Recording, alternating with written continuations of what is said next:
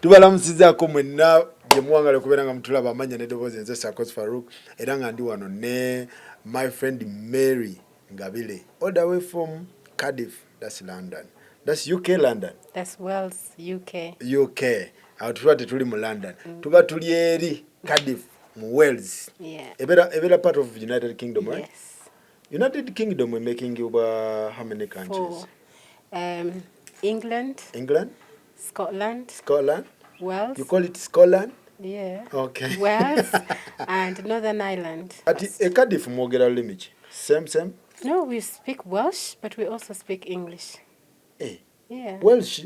Yeah, we have our own language. Oh. Yeah. How about Scotland? They do as well. Scottish? Yeah. Eh. Even Northern Ireland? Or about they mix? The dialects are different, yeah. Okay. Yeah. So, ndi wano ne mukwano gwange ono tuludde nga tuli ba mikwano ebbanga ddene nnyo era mukwano gwange nnyo era emboozi egenda kubeerawo business woman, promoter, single lady? No. Huh? Single mother. Single mother. Hey, Yeah. si single lady. No. Single mother. Single mother yakanira ne single lady. Single lady abeera talina baana, abeera single. Single lady taba na baana. Talina mwami, talina baana. Single mother aba alina abaana naye nga talina mwami. Single mother abeera Ng'akuza n'abaana. abaana nga tebalina. So what are you? I'm a single mother. Single mother. Yeah. Oh, Yeah. oyina abaana naye tolina ki? Musajja. Is that what you say? Sirina tata waabwe. So I raise my kids. Gwe abakuzizza abaana. Yeah. Aha. Yeah. Bannange Katonda anjagala. Mbadde sifunangako mboozi ya single mother mu diaspora abakikola batya. Okuzizza abaana. Actually, webale nnyo. Okuzizza abaana nkulaba nnyo nabo ku holiday ng'obatwala, obaleeta wano, obatambuza Spain wa. Yeah. Okikwasaganya weka. What happened? Tutandikire soka weyanjule. Naye nga temwerabira love fest egenda beerayo gwomu ku bategesi, right? Yes. Soko kaiseewo. So my name is Mary Ngabire. Yeah. I live in Cardiff in Wales. Yeah. I'm Rwandese. Rwandese? Yes. Twogeremu. Yes. Yeah, tutandike. Yeah, and yeah, I'm a mother of 3 handsome boys. Yes. And a single mother, as you said. Single mother. Yeah, I'm a CEO of Mary Ngabire Global Events and also a CEO of Mary Ngabire Foundation. Mary Ngabire Foundation? Yeah. Okay. And I'm also a businesswoman. Yeah. Gundi foundation is like. I do a few. I do here in the UK as well and in Rwanda. Okay. Yeah. Rwanda, which part of Rwanda? In Nyamirambo? No. Where? In the suburbs. In the suburbs? Yeah. Safuna chance lwaki tontwalako e Rwanda. Tugende. Ne tugendayoko. Tugende. Salambula Rwanda gundi nali mu Kigali wokka. Tugende. Tugendako e Rwanda. Tujja Rwanda tujja. Tujja. Tubeereyoko. Yeah. So, Mary Ngabire. Yes. Tutandikire wa soko isewo love fest bangambe mwa bategese, right? We have me and my business partner and I call him my brother as well. Yeah. From day one. We work together in partnership. Yeah. So we do events, 2 events in a year. 2 events. Yeah, so the upcoming one is the 22nd of February. Yeah. In London. It's called the Love Fest. Love? So it's about love. Love edition. Yeah. Okay. Or actually Love Edition, you're right. Yeah, so it will be in London. We have Mr. Semakula, we have Rema Namakula, Ha, eyo love. we have Virota, and we have Titus. Buyimba bwa love bwe bugendo. Boka. What? Ne nawe atalina love. Jango ginonye kulwo. Jango fune love. So, Richmond nkutumiddeko awo kyakabi nnyo Yes. East London kiri kityawo abantu be North London mwenna abe eri Croydon babeera South London. South London. Yeah. Brixton abeera wa? I don't know. I don't live in London. You don't live in London? You don't know London? No. Okay. I know a bit, but Bana ebintu binjaga okubuuzaako bingi. Mbuuze buli kimu? Yeah. All right. Tutandikire mu single mother. Kyajja kitya ate okufuuka single mother? Single mother, obulamu bwa single mother mu mu UK bubeera butya? So it happens. Like Things happen. Like Things happen, you know. But naye abantu babeere serious. Kugwe. Kunze nze chichi. Look at you. No, it doesn't work like that.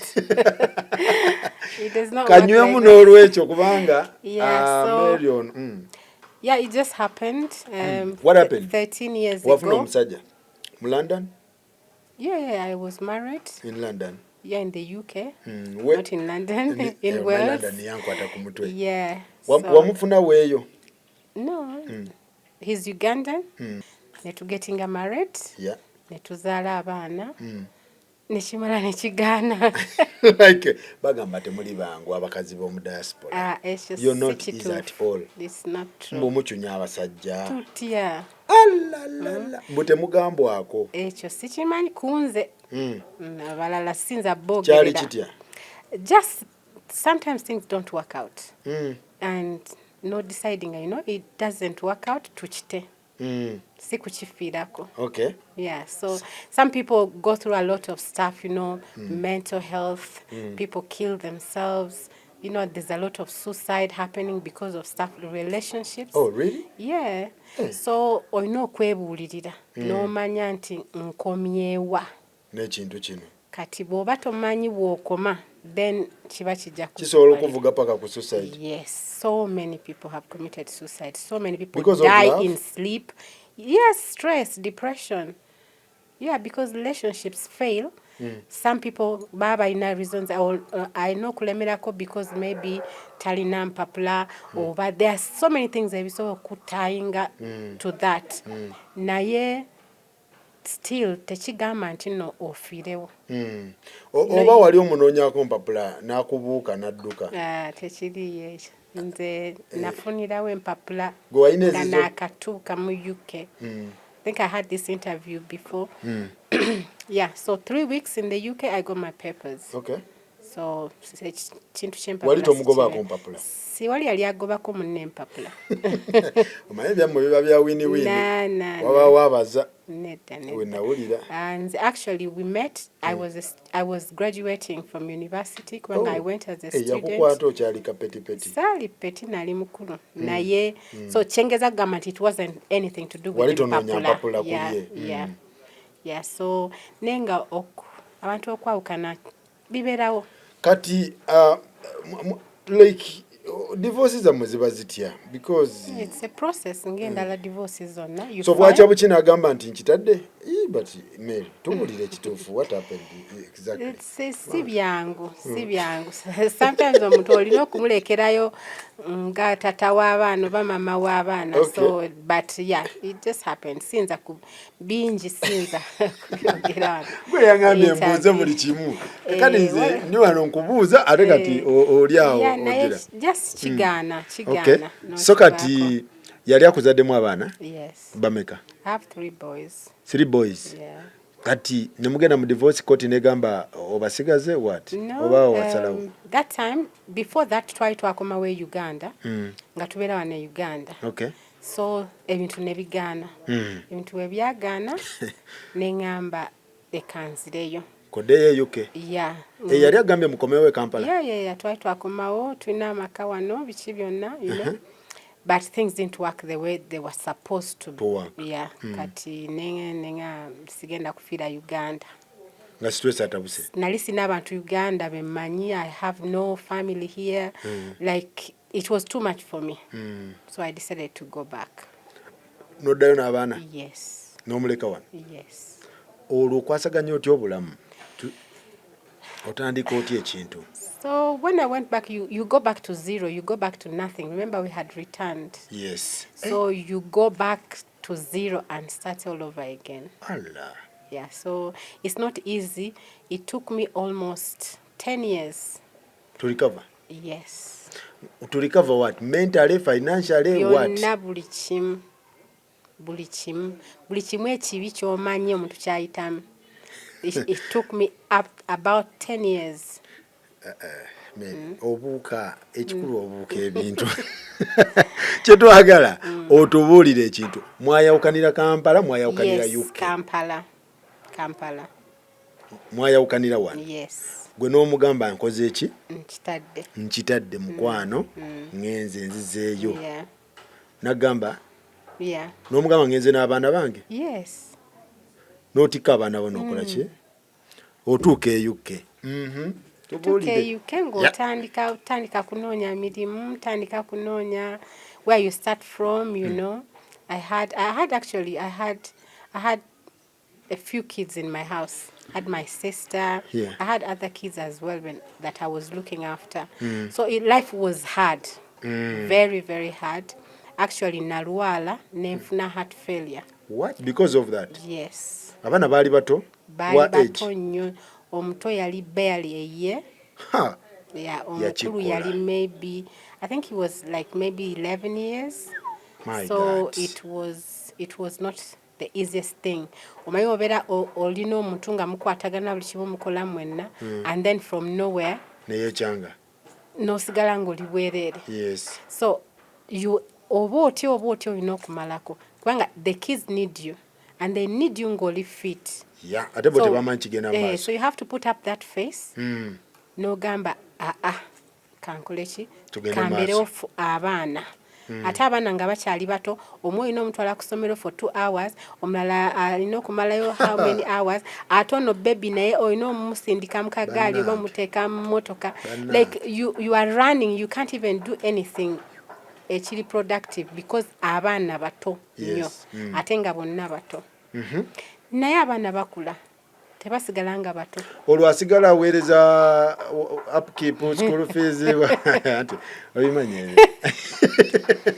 Tekyali kizibu tekiriyo. Ate kyali kizibu. Tiwali tomusaba maybe. Lwaki mba nkusaba? Gwe tomanyi nti olina abaana? Mba nkimanyi. Then weebuulirire. Yakikola atya? Bw'atyo teyalina kye yakola. Kati ye n'agamba nti obabeezaawo otya? Bwemba mwawukanye n'omuntu, it is very hard for them to think for you nti maybe oba akatetenkanya atya. Yeah, biba tebimukwatako. Yeah, so nze natetenkanya ng'omukyala. I'm a very hard working girl. I know that. I started working when I was 17 years old. Sina kye sisobola kukola. Wakuba hustle ku 17, kuva 17. Yeah, see hustle, but I started working with the airline when I was 17 years old. Which airline? Rwanda Air. Rwanda Air. Yeah, by then it wasn't Rwanda Air, it was Rwanda Air Express. So they kept changing names. Naye so ebintu by'okukola si bizibu kunze. Okay. Noonya paka. So we yakusuulira abaana mu bufunze n'ogamba kati kogenda koyibe UK. Ekiba kibe. Yeah, because we want when nali manyi kati nga manyi nti no wano nsobola okuyiriba. When Uganda saw kuyiri nali sina wentandi. I used to work. I had a travel agent on Buganda Road. Ne obviously oba tomanyi bantu, you know, to create that rapport with people and the clientele and everything is hard. Ate nga nali siberangako Kampala. Wali toberangako site? No, nali sina muntu gwe mmanyi. So nga tosobola just kwesiba ku kintu, olina okukibalamu nti kangende eri gye mmanyidde gye mmanyi tisobola kubulwa mulimu. Yes. Kangende ncape bye mmanyi. Kati anti wano Uganda, Rwanda, Kampala, Kigali kumpi, ate n'osala busazi n'ogikuba mu Europe. Why? Yeah, because when I travel to abroad, baganda bange bonna ne mama wange bonna nabajjayo. Ewa. Rwanda. Yes. Nobatwale UK. Buli omu yagenda gyagenda naye bonna. There's one sister in the UK. Abalala bali Canada, abalala bali US. Thank you so much. Yeah, so nga sina kyenzirayo Rwanda. Kitegeeza ne Rwanda tewaliyo. Tewaliyo. Kiriyo. Yeah. Bonna baafuluma. Yeah. Option yaliwo kudda ku byemmanyi.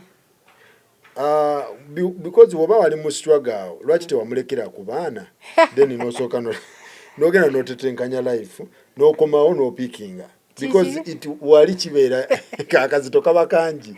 Abaana b'omu Europe. I think wano mu Uganda baga nti buli mbuzi ku nkondo yaayo. Si wekiri? Wekiri. I think I can never, my kids are my life, they are my everything. They are part of. Sisoana kukirowozaako even for a second. Kumulekera baana. Tekisoboka, tekisoboka. See, not even him alone, like nobody. Tewali gwolekera baana no bo. msobalekayo for 2 days nembaleka I have family there but ntino nze Twawukanye. kangende njiribe ndekulekera abaana Oyiriba n'abaana tola ndi gwe yali yeteekako akazito it is okay omuntu yaliwo it is abakwazaganya okay. ogenda oyiribe naye ye nga teyagamba nti bampe yali munayu Uganda. Okay. So kati n'otandika okuyiriba Nentandika okuyiriba from zero nenzirayo from zero flat like completely and also yeah but I didn't work for some time kubanga ng'ebintu bingi sinagwendekera baana like it was too much so nalekera okola for a few years but I remember this one day my firstborn yansaba PlayStation 4 nga zakafuluma. It was almost 600 pounds that time. Ne kubanga abaana bebulaya gamba nti on my birthday nze njagala ongulire kino akubwa we notice 600 pounds yeah that time that time 600 pounds nga you have almost 5 kids in the house kyali nga tekijja but mwana nge tansabangako kintu nenkimuma like nekinnema naye nawulira nga we natola 600 pounds nenziwa omwana kati ate tunaalya ki you know so nemugamba sijja kusobola mwanange n'akaaba like I really really hurt him bambi sorry so that was my wake up call nentula neŋŋamba what me saawa zino sisobola nakuwa mwana wange what he wants because ndi wano neekubagiza nkaaba every day for so many years. Okaabira musajja okaabira ki? Tokaabira musajja but there are so many things that comes with it. Yeah. You know, the time, you know, the stuff. Time all that. Sikumuteeka mu mwenna yo time eyo gye buli omu gy'ayononedde munye. You know, mwakola ebintu babiri like there are so many things, you know. So kati, you know, it's not easy. So but that was the wake up call for me. Nengamba this is the first and last time it's going to happen. So nazukuka kumacha nenonyezaawo omulimu nengufuna within few days kati nentandika kunonya kati ngenda kibala ntya n'abaana mu nnyumba. Baana basatu. Sibali basatu naye nina abaana mukaaga mu nnyumba. Okay. Naye abange basatu. So nentandika kibala nti you know to see how it can work. Nentandika okukola you start from working a few hours nti ono bwe muteekayo saawa zino nja kusobola kukolayo these hours. And in the UK the good thing is they respect parents. Okay. So babera flexible but depends on the type of work as well you're doing. So they understand single mothers. They do understand them. Single mothers. Yeah. So bakuwa that priority. So nentandika okuchapa bwentyo I managed to buy my son a PS4 after a few months. But it was before his birthday. Omukubira ng'omugamba omwana ayagalayo ka PS4. Nange ebintu ebimu tobikola. Kiraka mwali mwawudde. Toyinza kugamba muntu nti kola kino ku mwana wo. Nanti abatamanyi mwana kyayagala. Tekiriyo. Gwalina omukubira omugamba omwana ayagalayo. Ye lwaki takubira mwana n'amubuuza gwe yagala ki ku birthday. Okay. You know? So taata kitegeeza ye n'omuta. Yeah. N'omugamba kati kankube haso yange ndabirira abaana. Buli omu akuba eyiye. N'ogikuba. Yeah. Olwo wano mukwawukana because wemba obogamba otaddemu time naye atadde mubaako bye mukoze. Yeah. Like mwakikola mutyawo. Tewali otwakikola. The sidda mabeganga court. Yabitwala mu bufunze. Nze natambulanga bwe najja n'obusawo bwange. Wamulekera ebintu. Buli kimu nakireka wate nalikoze eki nalibyatise ku mutwe. Ya Rabbi. No. Koti temwagabana oba byali bya temwagirira mu koti ebyo si bwe nakuzibwa bwentyo. Tewamutwala mu koti. For what? I still had my hands. I still had my brain. Lwaki? N'omugamba ebintu byo? Si byogerangako even up to today. Yeah. Wabimulekera? Buli kimu nze nkugambye nga bwe nagenda that was it. Not the UK. Yeah. Yeah. Nange. So Yeah, that was it. Now I thank God the kids are grown, big boys, very handsome, very intelligent, very hardworking, very prayerful, men of God. Okay. I just thank God. So abalabako? Nedda. Nedda. Ogambe ta? Nedda. Tabalabangako? No, yali abalabyeko Oba mu ne bifaananyi tabalaba. abalaba ku holiday nga batambula. Awo abalaba. Status ku Facebook. Mary, abalabira ku status naye physically because There's no because but we are salawo. tasalangawo just maybe Maybe. time. Yeah, we are waiting for that time. We are waiting for that time. Tabalabangako? No, abalaba yali abalabyeko. Abalaba nkyemmanyi abalaba bw'aba ayagala obbalaba asobola okupakinga wali amanyi bwe babeera oba n'akola ki asobola byonna Naye yamala n'akomawo. Yeah. Yamala n'akomawo. Yeah. So apakinga n'abalabako? Oba mutwalira? Nedda. Nedda. Why? Lwaki mba musombera? Ajje waka abakime abalabe? Tewali buzibu. Kika. Tewali buzibu. Kikambwe nno. Nenga So life ya single mother ebeera etya mu Europe awo naddala mu UK. Biki bye muyitamu like kuba kati situation ye ndala muko omusajja akulekedde abaana bato weekubira haso life ebeera etya kuba bagamba nnyo ebiboozi mwe problem abakyala I don't believe in that. I don't believe in that. Lwakuba nti abakazi be balina omumwa most of the time, so they are loud. So that's why they pick on them. But baba tebamanyi omukyalo okubeera bw'atyo kiki ekiba kyakireese. I don't know. Yeah, so we're not finding out why that woman is like that. So abantu bayita mu bintu bingi nnyo by'otasobola kumanya. Maka g'abantu galimu ebizibu bingi nnyo. Yeah.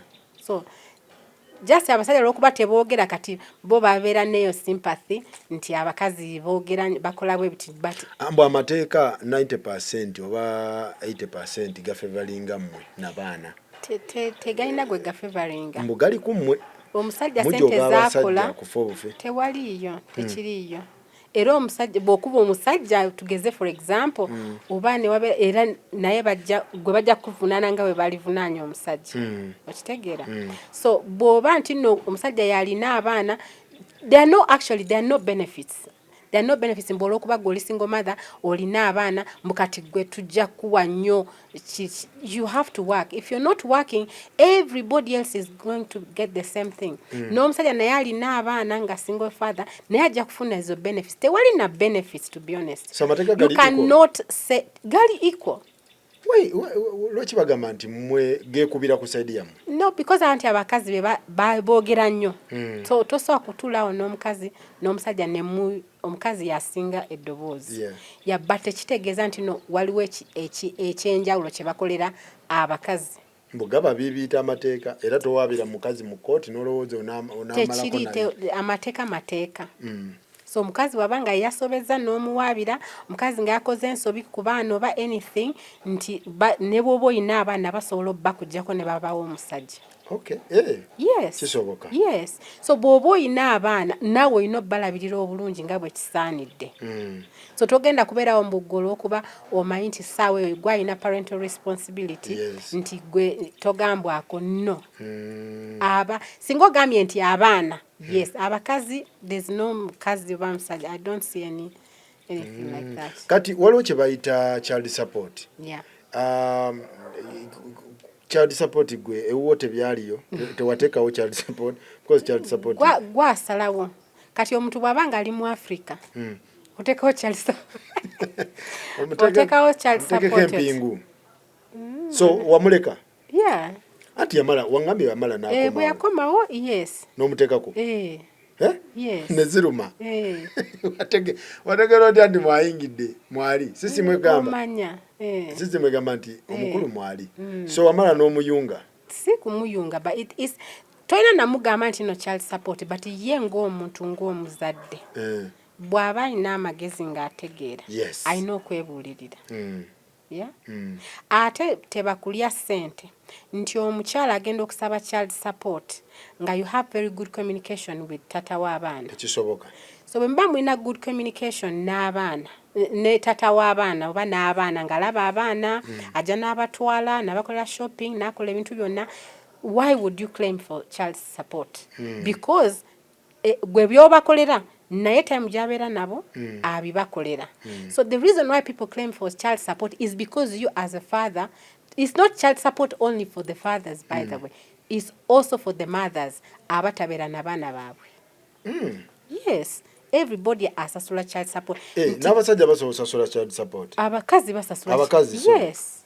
Nze bwe mba nga nze taata nga mbeera n'abaana nga gwe baba kujjako ba for any reason watambula n'obalekawo n'ogenda, then nze omusajja naye asobola okufayiringa child support ku mukazi. So abasajja baleke kukiteekawo kyama nti kya kitalo nnyo nti babe basasula child support. No, basasula child support kubanga si babeera n'abaana. Omuzadde abatalina baana yalina okusasula child support. Okay. Yes. So kati lwaki waliwo abagamba nti obufumbo bwa diaspora buli nearly to impossible, nti divorce nyingi, separations nyingi, ba single people bangi, kibuzibu kyo buliwo? Is it finance, bills, relationship zigana nga bezigane waffe oba ewammwe totally tebikola, ebyalavu tebikola, bibina kubeera awo just single byebimu nga wano, it's all over the place. It's just that abantu mbeere Bulaaya waliwo ebintu byotasobola kugumikiriza oba omanyi you're right.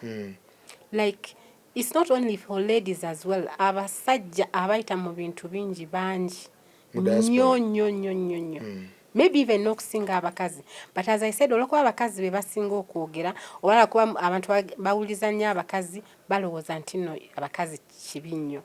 Naye it is even here in Africa wano manyi oba ndowooza waliwo abantu families nyingi nga it's not working.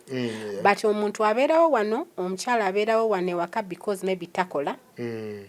Ekyokubiri maybe ewaabwe tebali bulungi. Yes. There are so many reasons to why. N'agamba owange kambeere wano oba nfanfe sina kyakola naye nino abaana balina okukula kati bwe nagenda abaana okusoma.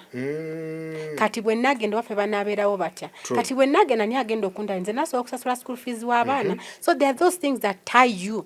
Not because you're happy. Not all families are happy. Actually, the biggest percentage but are in not diaspora happy. But in diaspora, togenda kufa because of that. You will go to work. Buli omu afuna sente. Ojja genda okole okolerera abaana bo. Naawe weekolerere. Wano okole n'emirimu mizibu. Okufuna emirimu nti omukyala gyagamba nti tokolangako maybe bakwasa ne bakutuuza ekaleka kukola. Kati you don't know where to start from. Olumala ng'otuula. Okitegera naye ffe bwe bakiganye situka buli omu aba akola. Okay. So kati basingo mother bayita mu bizibu ki awo mu diaspora? Of course abantu babitegeere bizibu bingi raising kids alone. For example, I have boys. Okitegera waliwo ebintu ebimu nze byesobola kubulirira abaana bange. Bonna balenzi. Because siri musajja siberangako omusajja simayina the way they groom men. Okitegera so that is the first challenge. You want your kids to be the best fathers when they grow up, to be the best husbands. Naye tosobola nabawa example because ekyamwe nakyo kyafa. Kati abaana okugamba nti no oba nnyonnyole olumu taata yeeyisa bw'ati mu maka tolina w'okibatandika naawe tokimanyi ne bw'okibagamba tebakitegeera because it's been years. Kati olina okufuna somebody like a father figure or either your brother or a friend or a man, you know, like a male friend to be their friend, their best friends. Asobola okuba leading in the right way. That's a big challenge. Exactly. So it's very hard to trust someone nti ono kale bamulabireko. Yes. So oyinza okulooza gwe omuntu mulungi naye ate naye nga si mulungi nga golaba wano ku ngulu by'olina okulaba. So it is eyo ye challenge nze for me as a mother, that's the only challenge. But ebirala nti no kola abaana bo babeezeewo, that's not a challenge at all. But waliwo ebintu ebitini nti okay, abaana balwadde ogenze mu ddwaliro baddeyo mu ddwaliro n'abaana. There is that emotional support you need from someone, tata w'abaana oba mama w'abaana. Tekale omuntu agambe tekale omwana yasuza ati oba you know the small things like those. Nga tata taliiwo biba birala. Omwana n'ahuzuka kwa kyana kubuza where is dad, but why is dad bali balina dad naye nze why? So there's so many questions to answer. So kati era mbadde nakugamba nti kati abaana n'obakuuza bw'otyo naye nga tata taliiwo tebatuuka ekiseera because batuuka ne bategeera. Of course bali myaka kati gitegeera ne bakubuuza tata storage. Kati obaddamu otya awo? It didn't work out. It didn't work out. When the moment you start telling them so many things, abaana bakula ne batandika okujajinga. Abaana bakula naawe tobeera mutuukirivu.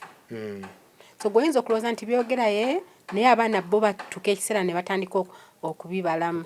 Nagamba naye mama, you know, oba, you know, tata. So you have to be extra careful on what you're telling the children. The children goyinza okulowooza nti no tata we yava mu picture, but one time their dad will come back in the picture. Tata waabwe asigala tata waabwe. You don't know the moment we banaamulabako bagenda kufuna picture ki. Kubanga oli tata waabwe. So kati wakikola otya? Tewali kye nakikola kyo. It didn't work, things didn't work out. Maybe we are not compatible to each other. Kati because era n'okumulabako kitegeera kati inokola effort okulaba abaana sinzi. Naye abazadde abasajja bo balowooza sometimes nti abaana banakula abaana bajja kunoonya. That is rubbish. Like, that is total rubbish. That's rubbish? A lot of rubbish. A lot of nonsense. How? Yeah, because omwana akula ye alaba kirala. Kati gotuulaawo taata biringa bino bentera okulaba ku TV mbu simanyi omwana agenze graduation ate simanyi taata najja ate oyagala bamwebaze ku ddiru ki? Tobikiririzamu? Like, give credit where he deserves. Why do you need credit where he hasn't been? Bagamba omwana ajja nnoonya ekika kye. Eyo tewali buzibu, nze sirinaako buzibu. Ekika kyabwe bakimanyi, they know where they come from, they know their family members. Ekyo tikinaako kizibu na kimu. Naye kino kyogamba kino nze muleke abaana bajja kunnoonya. If you're not in the kids' lives, when they are young, especially when they are young, abaana bwe tukula tubeera n'ebintu bingi mu bwongo twerabira mangu. Naye omwana bw'aba akyali muto waliwo ebintu byatasobola kwerabira ne bw'oba oyagala otya ne bw'ogezaako bimugyamu tabiri. Ate abamu bategeera balinga ba aba.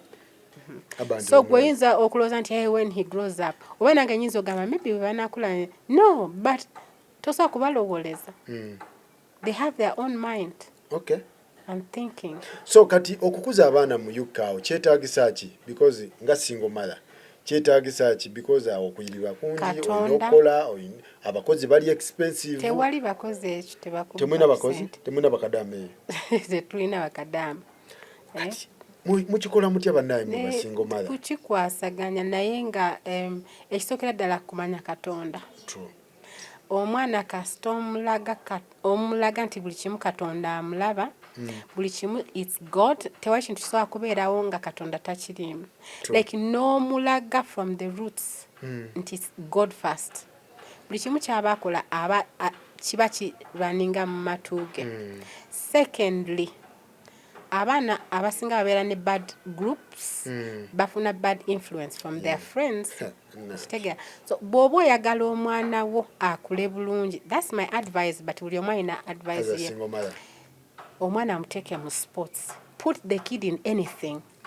Registering in anything, in any sport. It does not matter whether ejja muyamba oba tejja muyamba. Kwanga omwana bw'akula asalawo naga bino bi swimming sikyabyaga, bino bi football wano, you know. But bw'abanga ali mu sports, there is a lot of discipline that goes with it. Okay. So omwana tajja kubeera ng'asamba mpira agende kutandika kusoyalinga kuvuma banne kusimanyi kukola tekijja kubeerawo.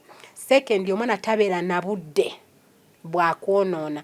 Ava ku ssomero training. No lunaku lwalinawo free, there is a football match, for example. Lunaku lwalinawo free, naye aba akooye. You know, tewaleebo kuzunga nti I'm going to town with my friends. I am going to sleep over. Ebyo bibiramu abaana osanga abaana bayononekeddeyo mu sleepovers. So for me, strictly, my kids tebakola sleepover. They've never. Tebakola sleepover? Never. Hey. Tebakola sleepover unless nga wendi.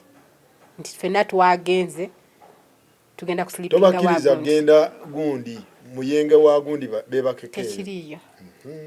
Because buli gomanyi bokuza abaana bo. So abaana tebapikinga buli kimu gye balaga babeera bapicking, especially bwe baba bakula. So you have to be very strict. And you have to be very careful. Okay. Enza n'okubanga zanya ne bane na picking ekigambo nga kinene bwati nga yeta mind na kinene. Ne tomorrow genda okusanga nga yakifudde nga luyimba. Ku kiro wejjusa mbulamu. Mu nsonga zino eza love. Sirina. Sirina. Leka naawe. Sirina. What, do you know why? Why? Ebintu ebintu bya marriage and relationships and buli kimu kyonna mubeeramu ebirungi n'ebibi. Bw'otandika okwesiba ku bibi, ojja kufa. True. So pick up the good things. Weesibe ku ebyo. Okay. Otambulire ku ebyo. Ekirala ky'essejjusa because nafunamu abaana abalungi abalina empisa abatya Katonda. I love my kids to the core. Like I think the whole world knows. So abaana bange, whatever happened, obviously, if whatever happening, go nyiga no fun, you know, no collaboration. Nayo otunulira abaana bo nga balina ekintu ekirungi kye bakoze. That's the best feeling. So kati baana babo oba baana baffe? Those things are different. Kati nesibe ku ataliho. Abaana baffe n'abaana bange byawukanamu mukwano. Oba baffe nani? Gwe yabezaalamu. Munnanga lina yayogere baana baffe naye. Saawe eno baana bange. Baana baffe nani? Watotandike kumbuza nani? Mukwano wabazaala nani? No, naye kati naye amanyi byayogera nti baana. Kati atukayonaga nti abaana bange. Yayogera ati? Simanyi. Ayogera baana baffe. Ayogera baana bange. Maybe in Uganda. Kakati kitegeeza amannya wabatuuma oba mwalimu wabatuuma. Yali abatuuma kuba waliwo abatuuma ate n'amaana agabajjako. Kyo sikikola. Wabalekayo. Okay. Sikikola kubanga that's nonsense. That's nonsense. All right. Tuli wano ne Mary Ngabire all the way from Cardiff era nga awangalira mu United Kingdom eyo mu Cardiff mu Wales. Okitegeera waliyo university y'amaanyi esomesa bino. Bosi wange yasomerayo naye njagala kujjayoko inshallah nja kujjayoko. Tubagamba nti London Love Edition egenda kubaawo, Mr. Semakula agenda baawo, Raymond Makula agenda kuba siwe kiri? Bigenda bera London. Then Violeta naye agenda kubaayo. Gugenda bera Mukwano. Mukwano bimuli bigenda kwetala. Love mujje tuyiwa amalavu. Siwe kiri? So kati Mary kitegeeza wamusonyiwa omusajja. Wamusonyiwa oti ate nga tomu meeting. No, you don't. Like, for my peace of mind. Wamusonyiwa. Kasita tosonyiwa. Oli omuntu omulala kiba tekimukwatako ne bw'ataba musajja ne bw'aba anybody, even your family member or your friend. If you don't forgive that person, gwasigala nga gwe kiruma. Naye kasita omuntu omusonyiwa, you get that peace of mind. Kati engeri gye wamusonyiwa muweerezeyo akagambo k'omukwano. Ate wakati wamusonyiwa. Wajja kulya saaweerera. Kakati omuntu oba amusonyiwa mwokyeyo akagambo. Tekiriiyo. Sorry. Ekyoyisaawo tewamusonyiwa. No, namusonyiwa era naye ndowooza akimanyi gyali nti namusonyiwa. Kubanga ekyo kyeyakola kiki ekyo? Byamaka tebitottolwa. Kakati biki ebisinga otutabula abantu mu diaspora awo? Ebisinga okukola abafumbo ebisinga okutabula abantu which nze sibi ebyantabula but ebintu ebisinga okutabula abantu is first of all especially abantu bebawasiza okuva mu Africa. What happened? Abantu bebalese okuva mu Africa bajja with different mentality and different and laws of expectations. Okitegera omuntu waba tannakuwasa ng'oli wano akusubiza eggulu n'ensi. Ate kiba kyangu ng'omuntu ali wano nti weereza akanamba nti teekako mobile money, it is easier ng'oli ali eri. But when people get married abasinga obufumbo obusinga okwonooneka abantu abawasa abantu okuveeka nti omuntu oba mukazi oba musajja bw'atuuka eri alaba ebintu nga biri different. Kati ate abantu ne batandika omanyi wano bintu bya 50-50 which is not even supposed to be like that. Omukazi you know oyina omulabirira kati bate akola like nga kama bwe yakikola like that's how it should be, but in abroad that's not the way it is. So abantu balina okukwasaganya you know. Kati osanga omuntu omu ng'afuuse selfish ng'ate ye akiraba bulala oba omu yajja ne expectations ze ne plans ze ngende ntuuke eyo nkole nzimbe ngaggawaza abeewaffe na buli kimu kyonna. Kati bw'atuuka nate n'omugamba kubanga abantu b'e Kampala be Uganda I think sigenda gamba oba abe Rwanda oba waliwo eyo saying egamba nti sente z'omukazi za mukazi ez'omusajja zaffe. Yes. So omuntu abadde Bulaya emyaka mingi you don't think like that. Tebikola ebyo Bulaya. Tebikola neyo mentality tewali agirina. Naye omuntu avudde mu Africa ajja neyo mentality. Yes. Kati awo obuzibu bwe buva. Kasente finance yatabula. Yes. Tebabeera mulaavu. Ekyokulala love ebeerawo anti bwe bityo bitandika okutabukatabuka. Ekyokubiri ki? Ekyokubiri nti omuntu bw'atuuka wali abantu bakyuka. Abantu abasinga batandika okumanya rights zaabwe nagaye tebalina kunkuba luyi, tebalina kumboggolera, tebalina kukola bwe biti. N'olaba omuntu nga atandika okufuna obulombolombo n'abwekwasa ogenda okwekanga enkya obufumbo obufudde. Okay. So nga bwe wagambye nti abakazi okusinga be basinga okikola naye n'abasajja b'e Bulaaya abasinga kasita aleeta omukyala wanala omukyala ng'akola nnyo ng'omusajja ebyokola abivaako. I'm telling you the truth. Muleka ate kupika kintu nga mukikuba mukizzako. Omukazi obutakola it's all right. So okusalawo kisikola wali abasajja akeera obukezi n'atuula bw'ati n'asalako. Ne banywa bbiya. Leka naawe. So musi babiri sikumi and not Ugandans only. So many. Omuntu nga yagenda mu diaspora. Tugeze kati oyinza okungamba nti no kati bills ziri sente bwe ziti. Buli mwezi olina okumpa sente za bills bwe ziti for example. Kati ye n'amanya nti nakuwadde pound tugeze 5. Togeza n'omusabaawo wadde olw'ekkumi. Okitegera? Kati ye agamba ye nfaaki kasana sasudde za bills. Like they don't move forward. Ng'akivaako. Kasomuga nti kino ng'agamba ate sente saasikuwadde z'obadde oyagala. So osanga ye n'atula wali n'anywa bbiya nga kasama nti no yakuwaayo gwe ze weetaaga. Oba abakazi abalala basalawo ne batakola omusajja n'akola nnyo nnyo agenda okulaba ng'amenyeka naye n'asalawo n'atakola. N'asalawo n'atakola n'agamba oke ffenna tutule nga tetukola. Gavumenti yatuyambe. Ebyo bingi nnyo. Mu diaspora. Oyogera ku UK. Gye biri mu UK. So ekisooka otabula abantu mugundi finance bills lots of expectations. Expectation abantu abava eno because era nfunye nnyo ebiboozi nga bagamba abaana like omukyala nga ali erinaga nakaleta abasajja basatu bonna badduka buddusi. What is the problem there? That is expectations zenkugamba. Ate n'abo abaleeta abo abantu oba oli musajja alesa omukazi omukazi alesa omusajja nabo abaamu n'ensobi oli ava Uganda balina ebyo bya expecting from you tingenda kutuuka bankolere kino nakiri alowooza ssente bazinoga ku muti because bunaku bazimuweereza naye tamanyi ono kye yeefiiriza okumuweereza ssente. Okitegera?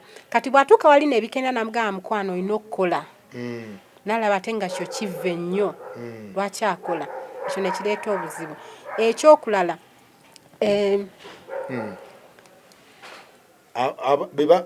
bebatwala like bebatwala obuzibu bwabwe nti balina ebirooto binene nnyo babadde basuubira ne batuukayo ne bakyamuka kati abo bali suicide zombi ku basajja n'abakyala ku basajja bonna abalala omusajja oba omukazi aleeta omuntu n'agamba ngenda muteekamu ssente zange zonna ezimuleeta wano because si byabwerere it needs a lot of money naye katuuka wano ayina ozikolerera ayina ozisasula like bw'otuuka wali atya ku mugongo oba azisasula azikola ayina ozikola anti bagamba amaanyi ga mugongo simayasasulira ku mugongo azisasulira wa aba ayina anti kati ono bw'atuuka bw'ati nga mugamba mukwano olina okukola naye woba ondeese byalaavu Mary ontutte Wells lwaki atonteekako embeera nzisasule wandeese byalaavu wandeese kusasula anti kyekyo kyenga buli omu aba alina ebintu bye byalowooza abaalaavu babeera batini bannange baalaavu babeera batini babeera batini so ebyo bye bikyasinze bills biki ebyo bye bikyasinze okwawula abantu so kati gwe osobola okujja already oli single mother osobola okujja sakozi ekyaddondo n'omutwala oba wandyeyigidde awo mu UK sisobola kujja musajja mu Africa kidemu sisobola kujja musajja mu Africa tosobola twala muntu Bulaaya nti love nti mutwale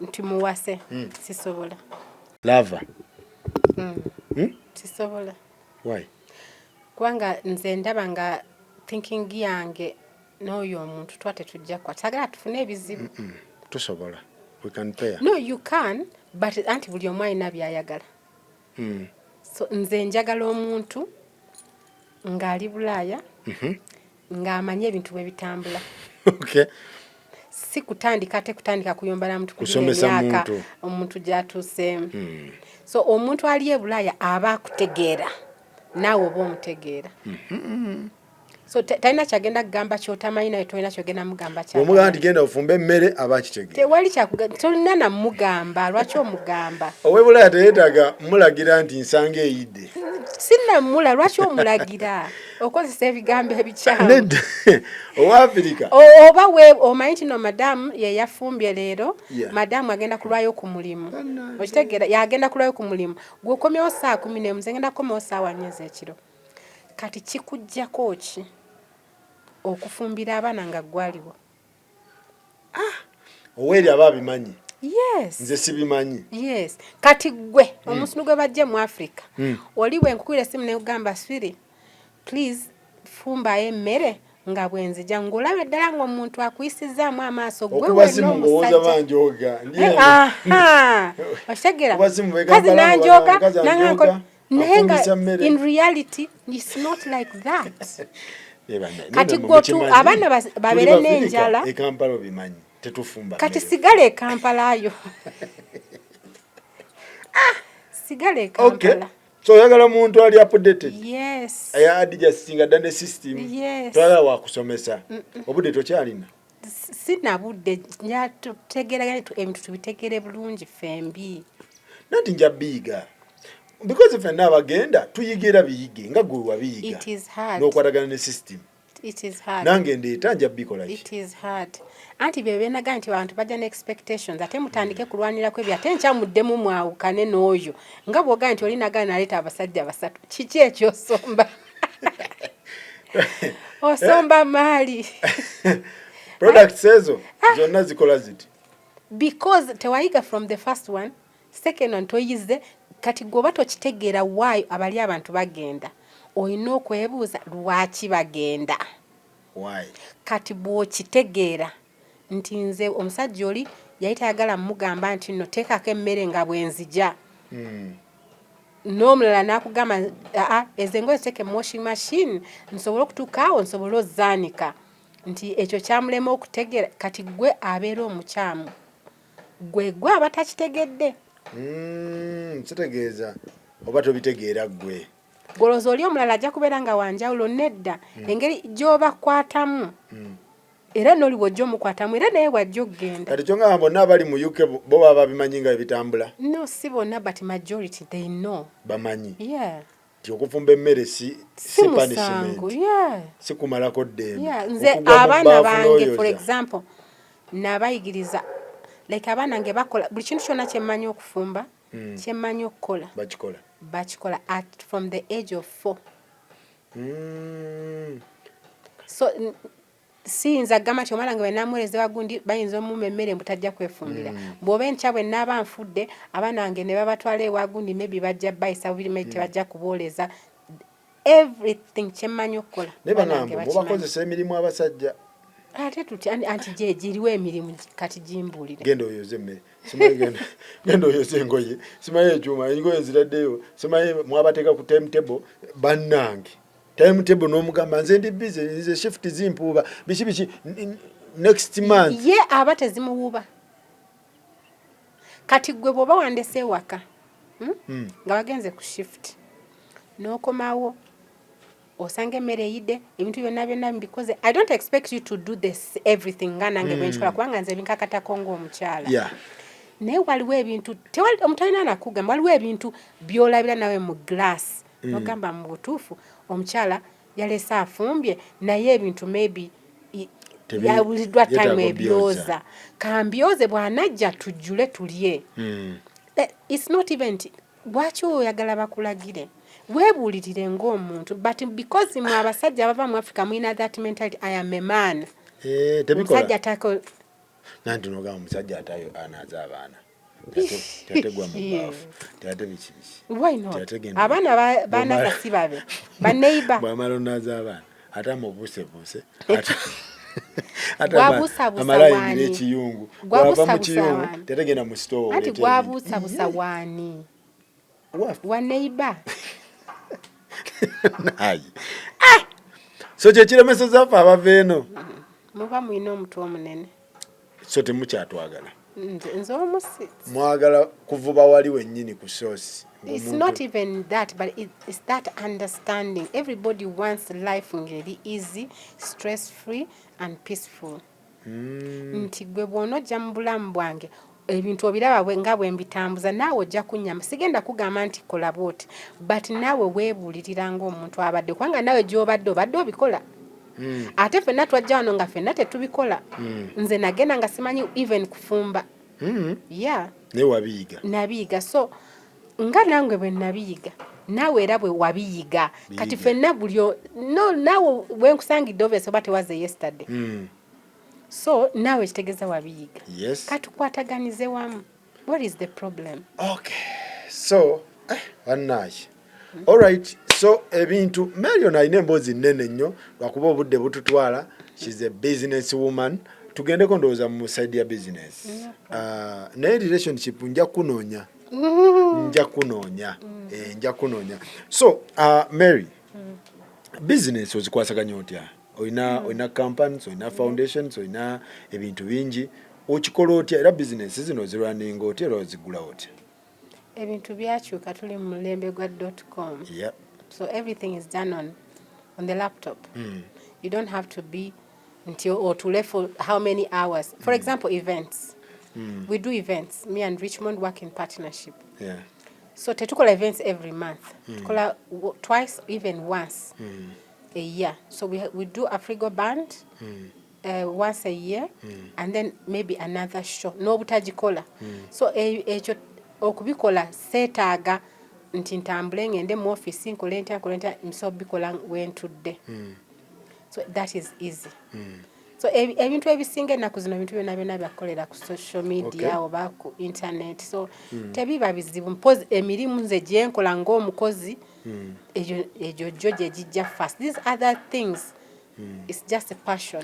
Global event bakola biki? Global. Yeah, we do. Global event? Yeah, global culture events. Yeah, we do events. Yeah, we do events. Lwaki events? Why events? Why not events? I don't know. It's events. I have a passion. I have a passion for it. Yeah. So njagala nnyo abayimbi first of all. Secondly, njagala nnyo kulaba abantu nga basanyuka. Abantu ababeera Bulaya babeera ne stress mungi. Ava wa stress at? Anything kukola waka anything waliwo abatalina mpapula tebadda waka so we bring home to them naye bambi mukikoze. Yeah, so we bring home to them. Olina aberango alina omwimbi we gwayagala netamulabangako Yesu ng'ajja sinomulabako oba ajja sinokubeera awantu awatudde bannayuganda abalala bangi ekyo kikusanyusa n'atambulirako emyezi ewaffe osanga abantu nga bafiiridde mu buliri so many people what? Because of stress and depression. It's not tekyetegesa nti no inza n'okuba nti no oba musajja na mukazi. No, it could be work. It could be even family down here. Nti nze mpeereza sente bali sente bazikola mu bye nyina zikola. Okay. It can be stress can be anything. But bino ebintu bye tukola bye bijjako abantu abo stress. N'atuwali n'asmilinga n'abeera ne banne ne babeera happy. Neddayo ekanga musamu nekimutwaliriza emyezi. Yeah. So we put a smile on people's faces. Global events.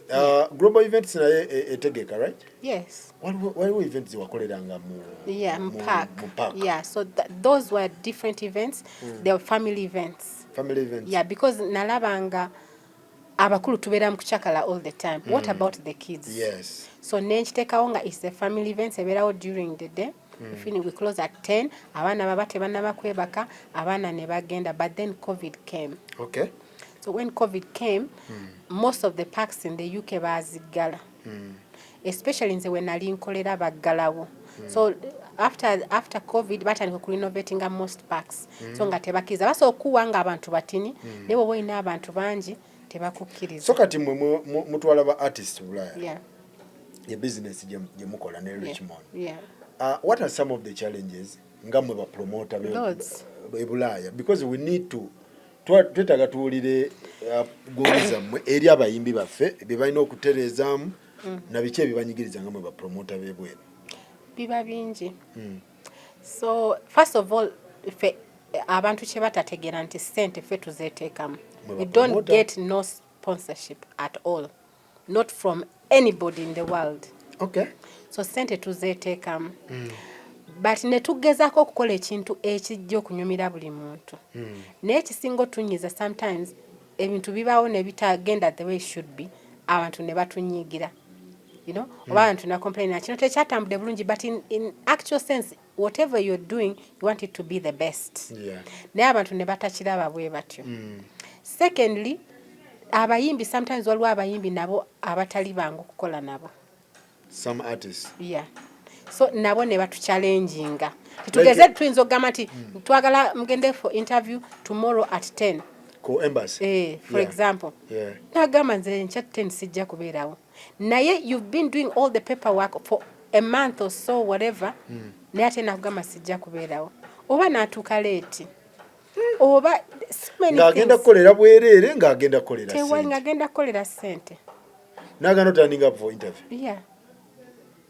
Neba agamba nti abayimbi balina issues. Actually abayimbi abamu nti oba byaliko mabega kawo nti abayimbi abamu bayimbi samo bawa simanyi ngoye shopping na kuba n'omutwala mu Primark najjayo kati tebakulya sente nti waliwo omuyimbi ajja nti no shopping nti biki nga that was not the contract. Tewali muyimbi asobola kikola singa batuyombesa singa byatuuka wala. Oyogera kugwe ne Richmond goyogerera ne Richmond sogerera balala. Gwe Mary Ngabire ne Richmond boyogerera. Yes. Okay. So omuyimbi n'abalala babaleeta nti waliwo abayimbi bonga they just want to travel. They want to update their CVs and everything. Their travel, whatever, their biography. Okitegera. So omuyimbi ye n'akwesabira n'akugamba mbadde nsaba nze muntwale. Ntukeke London nkikube. Sina kyembaagaza temumpa anything. Njagala promotion. Okitegera. Naye omuyimbi bw'atuuka eyo n'afuna omululu because of yalabye turn up. Kampala akugamba. Mary Nyamba. Omutaddemu work permit, omutaddemu visa, omutaddemu ticket, accommodation, alidde, no transport, biki n'obuntu obutinitini biki byonna. Ne shopping oluusi. Obviously sama gama bampeyo ngende wali nkole shopping. Yeah. Byonna bikoze kyokka bw'alaba turn up kati yena atandika okubalira ggwe. Yafunye sente nyingi. But tosa you don't know my expenses. Ne bwe mba nafunye tomanyi kiki kye nafunye oba kyagenda, and that was not the contract. The first, that was not the contract. So most of the times it is like that. Naye tewali muyimbi mbwagenda kola shopping nave Kampala mwagenda kola shopping nga si yakisabye tekiriyo. So tugende ku kya abayimbi era bagamba nti business class. Owulira nyembo za business class, teyampadde business class, nze njagala business class, banteeka mikono oba ntambula ne manager biki ebintu ebyo abayimbi baagala tukitereeze kiri kitya kakati business class economy tusogere ku kya business class ne economy kati tosobola kugamba muntu nti yatantadde mu business class first of all nga mu contract gye mwakola temwali mu business class. Abantu bwalaba nga gundi agenze business class naye nayagala azimbe katugeze otwala oyina abayimbi b'otwala nga banene ng'era bajjamu business class si buli muyimbi wa business class si zalawo siki no ate si buli muyimbi munene tino naye wa business class tekiriyo kati omunene yaliwa. How are you going to gauge that? It is your contract and communication mwe babiri your agreement gye mukola. Yes, ebyo ebintu byaberanga wedda nga tetunaba kuyiga. Olina jja nakwefuulira abayimbi beefuula mbaagala nnyo abayimbi naye olumu beefuula anti ebintu byaberanga bya mutual understanding. Kati classmate ne bifa n'akyukira ku airport kati twayiga everything pen and paper contract kati kati ogenda kumanja business class ng'atenze tetwayogedde business class okitegera bw'oba oyagala business class nakyo kisoboka kati nze tujja kuteesa ŋŋambe nti nze nsasula business class sente ezobadde ogenda okumpa zitemeko onsasuliremu business class. That is perfect with me. Osobola kikola? Yes. Nze ŋŋamba ntole ku ssente zo upgrade your ticket from economy class nyongereko nti £100 nti nkuteke mu business nze nja kusalako £100. So temummangako bayimbi business class but negotiation zino singa zibeerawo musobola okikola ki? Yes, ate n'ekyokulala it depends on the event. Si events zonna nti obala event yo n'ogamba nti eno eneekola etya eno eneekola etya. Tulina n'abayimbi nga bantu balamu nnyo nga ye akugamba nze njagala okole bambi gye bali apo nnyo mu Uganda wa. Yes. Nga ne woba ofunyemu challenge ku event yo akugamba atukireke. Takugamba tino sente ze tozimuwa oba biki naye akuwa that support nagamba soka mwebale mujja kumpa sente oba si kyekyo ye akusupportinga nnyo. Tufuna nnyo obuzibu ku bayimbi nti n'omugamba omuyimbi omwadde flyer buli kimu kyonna akuteereyo n'abeera ng'ate nga show yate ate naagana paka last minute ng'alinga nti nno abayimbi I don't know ate nga ye kennyini yagenda okola ki kwanga ate naye alina okwepromotinga lwaki bafanzi be bamulabe nti najja because nze byempostinga gwe si byoposting abafanzi bo si be bafanzi bange we like working together. Some people think they are very important or something alawuza wanakuteekako ku gundi ye but you're coming to work kati gwonyumirwa okugenda nohimbira obutebe. What is the problem there? I don't know. Kakati abayimbi era bagamba nti temwagala bateekako ba manager.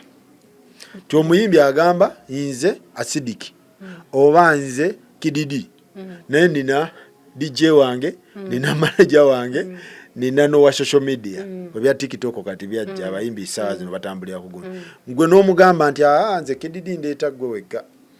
Omanyi olumu bakibalamu nga balinga abali e Uganda. Yeah? Eri tuli Bulaaya. Every little penny counts. Kati nze nkubala nenkugamba kati gwe muyimbi yes nkuleese nkubalira abantu bameka ogenda kuleta abantu bameka ogenda kuseringa tables mmeka nga gwe omuyimbi nga gwe omu ayagala manager ne whatever ne DJ ne social media nze nkibalamu nengamba ono omuyimbi agenda kuleta ono omu yekka agenda kuleta abantu 10 oba 2 oba 3. Yeah? Kakati fe tuba tumanyi. Mwe mukirina mu system musobola kipima. Yes, we can tell. Kakati gwenze already manyi abantu kibogenda okola ki? Wena abantu 10. La business class oyagala ba DJ ne ba influencer. Ate oyagala fe tubasasulira. Kati work permit yokane visa. bicostinga a lot of money nga totaddeko anything else. yeah. Ebyo byo byango bikola wano beera excited ng'obikola, but reality kicks in ng'otandise ogula ticket, ogula ya artist, ogula ya manager, ogula ya ki. Naye nga kati bw'obibala muno, kati tubale nti nagambye nti abantu ogenda kuleeta abantu 100. Kati nze n'enkola eyo budget yammwe. Nga okuweza budget yammwe mulina okuba nga mugenda kuleeta abantu 3 for example. Nga n'abantu 10 booleese batwala gwe wekka artist. N'obutakumalayo. Kati nze mba nkolera ki? Aba artist bakitegeera ekyo. Balowooza zalawo, mulina zalawo. Si zalawo. Kati gwe bw'oba mimi ntambula ntyanzika nga nina manager. Tewali kuganya genda ne manager, but make kendeza ku sente, make the terms right. Ngate ziri friendly. Okay. Gamba nti manager nja kutambula naye, nti naye sente munzisaleko eza manager. Nze njagala kutambula naye. It is you who wants. Feti manager tumwagaza ki manager? Tena kyatuyamba. But he's part of his team. Yes, but then bwaba yimbira wano Kabale oba Kisolo oba Mbalala, okay. It is okay. And Baba Gamba, other promoters worldwide, they do it. It depends. It depends which countries. As I said, bw'obanga ofuna sponsorship, it is okay. Yeah. Nze nange ezo sente waliwo yazimpadde nti nzikole, nja kukisussa, nja bakolera ate mmwe okusingako kye mwagala. Naye ffe tuba tubala, tuyitawo. Mwagala ffe tukolere ki? So abayimbi balina nabo okutunuulira side ya promoter. Balina okweteeka into our shoes. Nawe ne bakiba nti nze singa nze kino kivulu kibadde kyange. Osobola okugula tiketi ya miliyoni 10. Ekyo kye batabala. Bantu babiri oba basatu osobola zigula. Ate omala osasula omuntu oyo. Nti singa ono omuyimbi omu bwe muteeka wali ku stage mu Royal Agency yekka agenda kuleeta abantu bameka. Osobola oleeta abantu bameka singa tukuteeka ku stage awo. These costs are in pounds, not in Uganda shillings. But bagamba nti temuba treating nga basta. Temuba wa treatment nga basta. Bagala treatment. Ba promoter be yuka, promoter ba diaspora. Titemu treating abayimbi beno nga basta. Kubateeka mu hoteli ezakabi, ne mubafunira ku bawala bwe baba nga basajja. Kati ebyo biba bitukwatirako wa. Ti treatment ezo zijirako ku artist. Ned ku contract zibeerako. Muzikidi we bajja wano Kampala. Babafunira abantu ababudabuda. Contract gye baba bakoze. Nti promoter waba agikkiriza then nga bagigenderako. Nese fesi ye contract ye. Tubagamba mu bikole embu. Tekisoboka waliwo be tutasobola kukola. Abantu bali busy togenda kunoonya abawala. First of all. Secondly, we give the buli omu abeera ne treatment ye eri different. Bonna tebabeera na the same treatment. Okay. And on top of that, kisinzira nani akulese. Yeah, anyway. But if abayimbi baffe, I don't think they complain. They actually give us a lot of credit. I've never heard yes. somebody complaining. Nze ndi muntu w'abantu, njagala nnyo abantu. If I work with an artist, that's why buli artist wanampita mami. I treat you like my son. Ne bw'obanga oli muzeeyi. Just said ko yakijja. Yes, I treat you like my just said bali bagamba mbu bawo. Ataka kantu nalenkera bidde. Badde nkera bidde. Kigozi bali bagamba bawo. Abantu bonna abaana bange ba fikfa makeup abantu bangi but ekyo boche because I was managing Justed. Okay. So when Uganda I think omuyimbi bwa managing babera ne manager kibachi. He's my son. He will always be my son. Ekyo nakyogera emirundi mutwala emyaka egiwedde. Wamuta? Okumuta ntya? As your manager? Yeah. After COVID, I stopped all that. Ebintu ebisinga obungi byakyuka. There was no time. Wetaaga muri sikuyowinga. Yetaaga jumping. Ali bulungi. Jumping etali fit. Ali bulungi. Wali wamuteeka mu good life. Ali bulungi. He's fine. Abantu ne babisala. Omubudaabuda, omukwasaganya, buli kimu. Natava ku nnyonyi y'e London. Era mbu ng'asulawo. Ng'asula kadifu. Mwasula kadifu. Naye nga ate event eri London. Tamanyi na kadifu bwefaanana.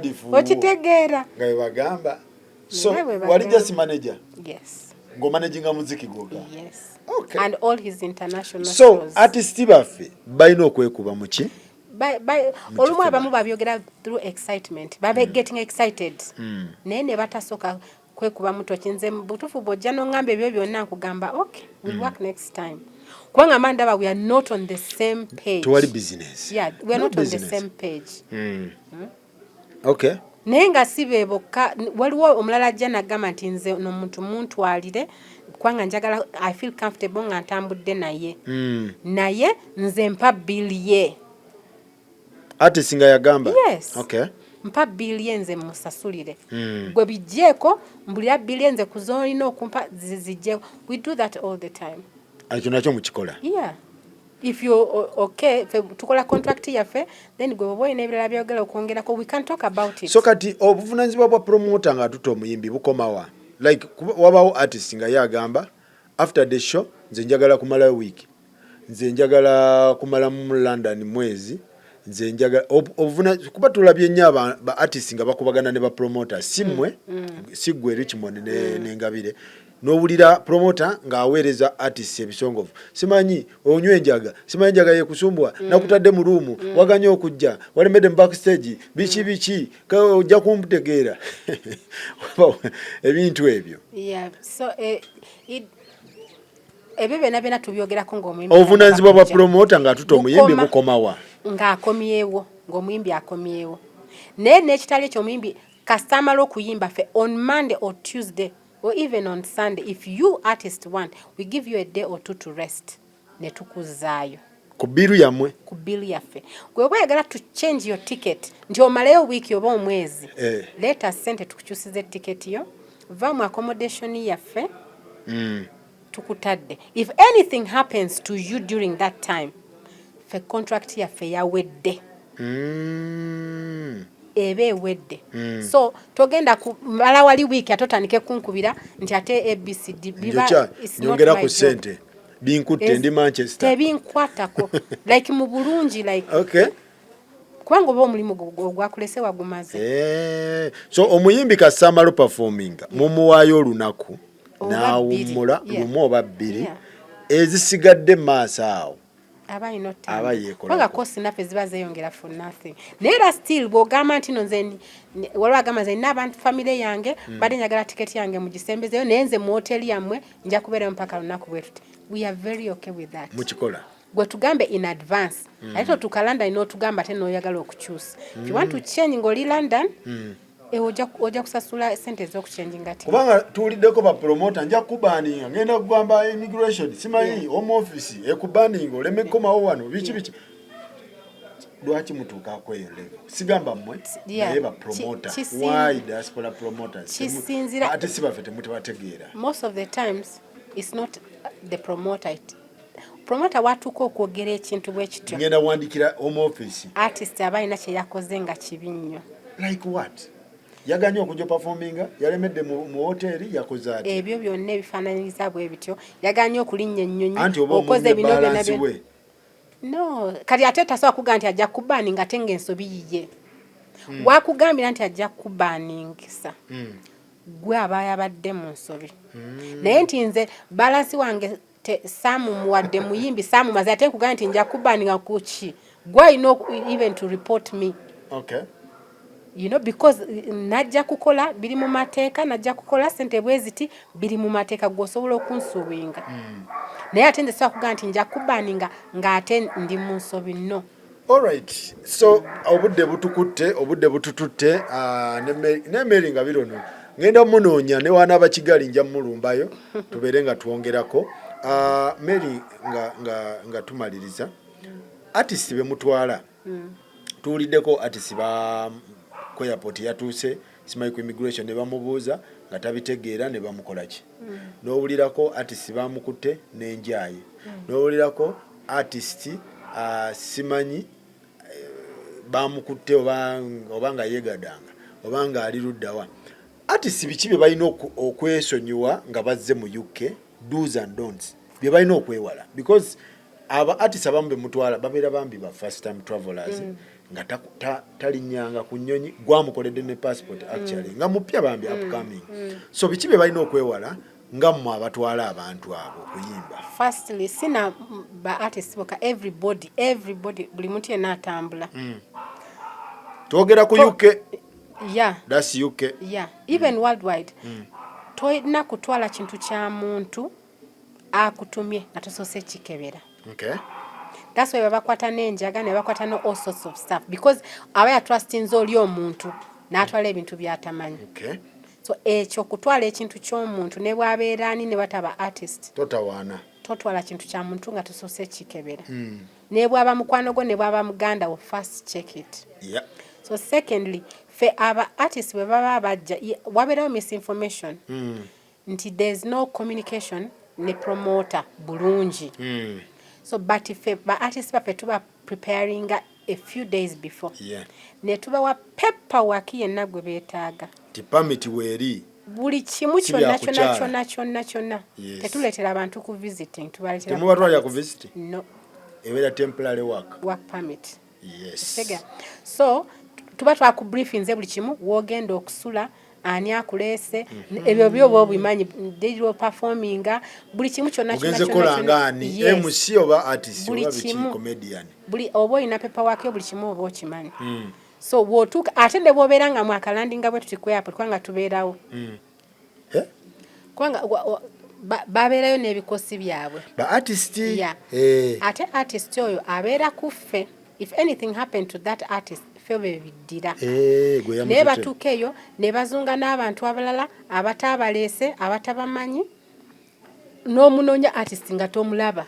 Ogera mpaka kunaku lwa show ogera mulaba nga alinya stage. Nga tomanyi kiki oba osobola n'okureportinga nti ali missing.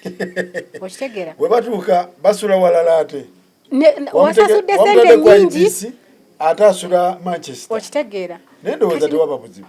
Tewabuzibu naye kati lwaki oba oyonoona sente tugambe. It is okay tetubiganye naye tugambe. That communication is very important. Kati tugeze ekintu ekibeerawo police nejjange emunoonya. Oh yeah. Nze I am questionable for that. Kati mba nagamba ki. Naye batuuka wali abantu ne bateekamu ebigambo oyo gundi wama jangu tugende. The artist is my responsibility mpaka lwava kweyo stage.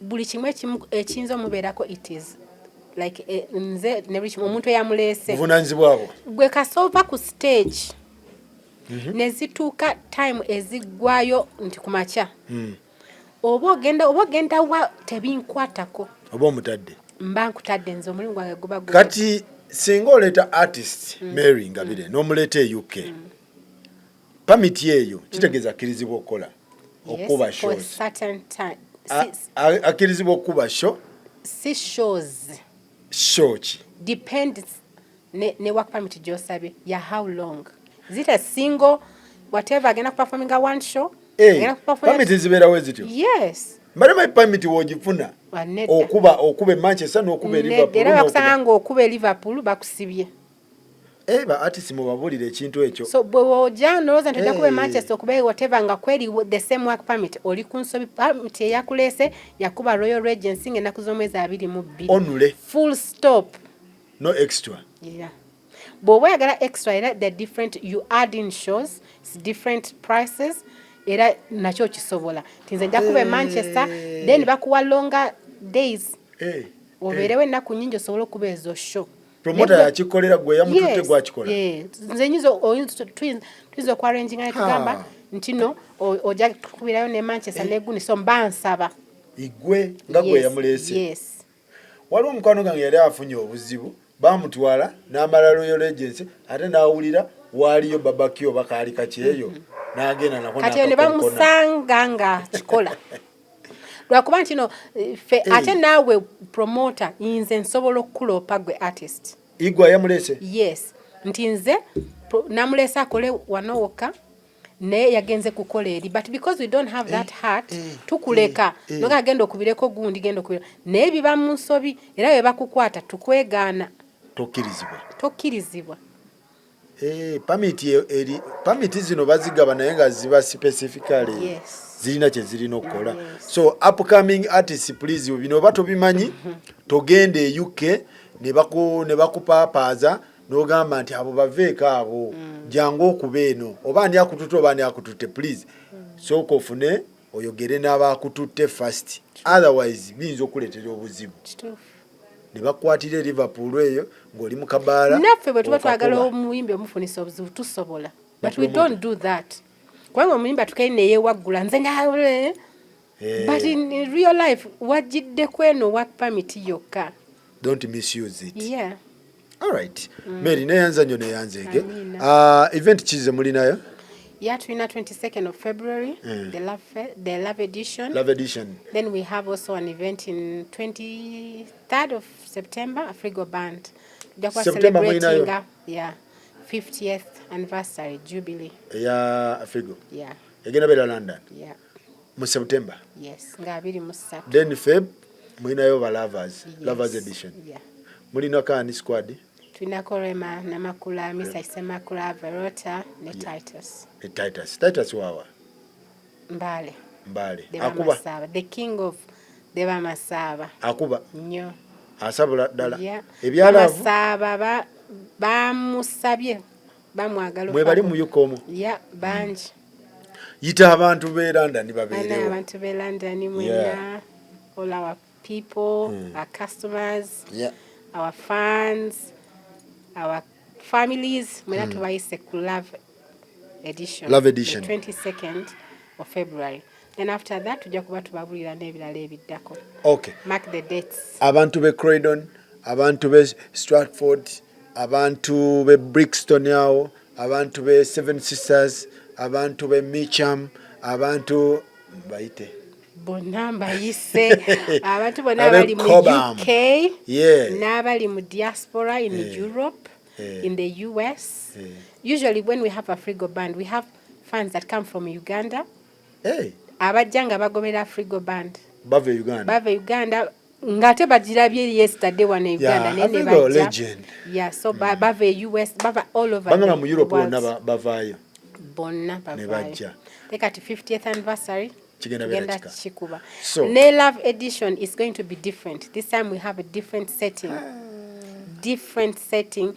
We even have prizes for the best two couples, the best dressed. Best dressed couple? Yeah, tugenda bawa treat. Tugenda bawa treat. Weekend away, the 5-star hotel with the full course. Banna. Yeah. Nga kigenda bera masavu. Yeah. Anasinga okwambala ku Love Edition eranda. Omwami n'omukyala. Sigundi nti ate katunaba machi. Twagala mujje nga musabudde. Mugenda ba treat. Yeah. Weekend away. Yeah. Mugende mweyagale mwaba n'amanya. So bigenda bera wa? Bebali manya bebali tusasula. Royal Regency Hall in London. Yeah. Bigenda bera awo. So okuyingira serembeka. Okuyingira pound ya 5. Standard. And then VIP £60. Table 600. Yeah, we are giving back to the community. Usually we charge more. But this time around we are giving back to the lovers. And all our fans. That's why twatadeo neo treat. We want to give back because people have supported us massively. Tetumanyi chetuyinza bawa. So buli mwaka twagala tuongereko akatini ne bekaba katini naye nga you know. So this time around it's going to be special settings. Buli kimu kigenda kubeera special. All right. So mujje abe Sweden, Germany, Amsterdam, wonna Denmark, Finland, Switzerland, Austria, mwena no mujje olugave nga lukutte microphone ndowooza Rema Namakula oli Misa Kisemakula kati ndowooza omanyi amaanyi agali awo mangi okitegere Verota for the young and then you know Titus for specifically Deba Masaba requested Titus yeah Verota ali mu bato Batins, bayang. All right. So tulina gwe tuleseewo. Mwenna bonna mubakwasaganyiza. So bwe kitwe kigenda okubeera naye nga tubagamba mujje tubeerewo ekintu kikubire ddala na mutima ebisigadde ndowooza simanyi kye mugenda kwekwasa ekintu London bwete bwegenda okubeera tetugenda kusukawo Richmond nkutumiddeko agamba kiriki Richmond mulungi yakutumidde Alistede musajja omwagala musajja omwagala mbagala nnyo Mary naffe tukwagala okimanyi musajja oyo ali lofiti muli lofiti dudde nawe emyaka mingi kwasooka okumpa interview kabizalo agambaki kabizalo yakundaga yali mu America yadda Mary kabizi yadda Mary Gwe nalibuuziza gwe kyali. Sakulaba. Ali wa California alisedi. Saakulaba nga omwa interview. Kabza Aloha yakundaga bandi. Yeah, Urban TV. That was my first interview. Yeah. My second one with Douglas Rwanga, and that was it. Nentambulirawo. Bambi. Naye gwe, you're my buddy from day one. Yeah. Tuludde bambi nga tuli Tugulubye bamukwana. ffenna. Yes. Nenga Rich kutumiddeko mwabampa visa ye UK. Twasooka okuleeta. Mwabandi ate nga UK. tukukomyawo. Tuvolaba sibava. Watukolera omulimu mulungi. Tambula nammwe. That's why ffe bwe tukola nawe bulungi, we give credit where it deserves, and we continue working with you. Yeah, respect. Mwa abantu ale UK mwebale nnyo. Mwebalire. Notukolera omulimu mulungi era twasi. So Mzee Richmond mundabire ali steady. Ali East London. Yeah. Eh? East London, Upton Lane. Ali ku Upton Lane. Bana abantu bajja supporting in Richmond Pomos. Richmond Saloon. Pomos ekola biki? Saloon. Saloon. We have big saloon. The biggest. East London ukugundi. Yeah. Bajita Upton Lane. Yeah. Wano kusala bedi wano gundi.